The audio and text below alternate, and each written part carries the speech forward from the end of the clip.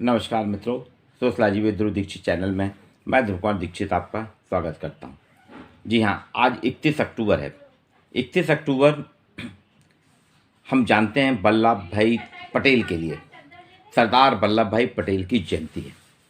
आपका पूरा नाम है वल्लभ भाई जहांगीर भाई पटेल।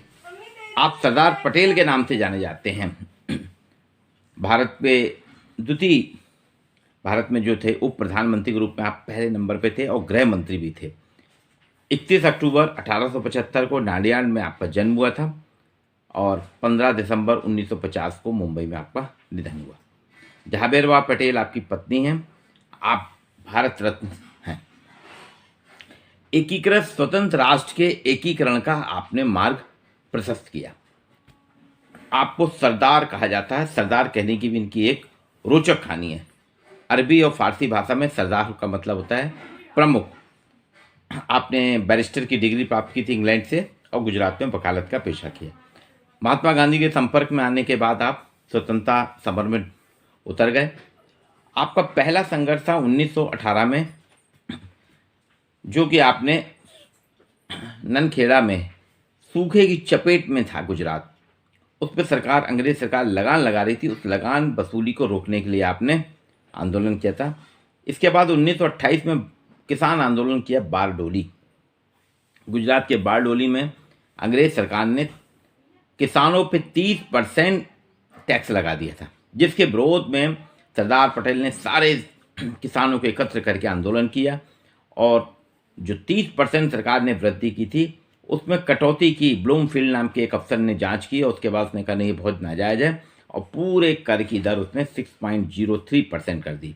और इसी दिन से महिलाओं ने उनको सरदार की उपाधि दी कि हमारे प्रमुख यही हैं, सरदार हमारे ही हैं। आज़ादी के समय आपने भारत में 562 रियासतें थीं, जिसमें पूरे भारतवर्ष का 40% क्षेत्रफल कवर करती थी।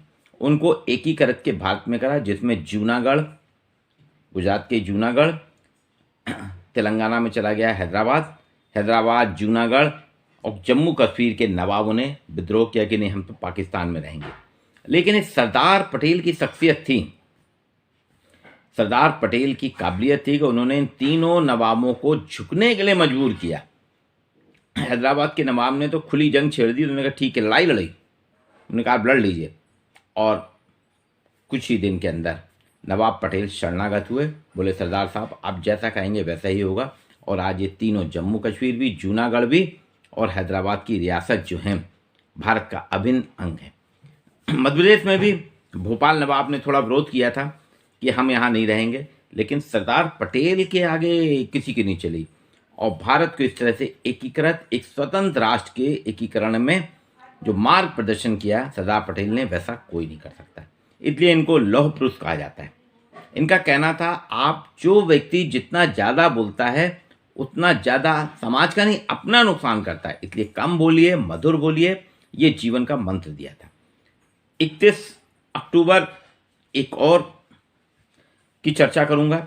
भारत की पूर्व प्रधानमंत्री श्रीमती इंदिरा नेहरू, जो बाद में फिरोज गांधी से मैरिज करने के बाद इंदिरा गांधी कहलाई, उनकी पुण्यतिथि है।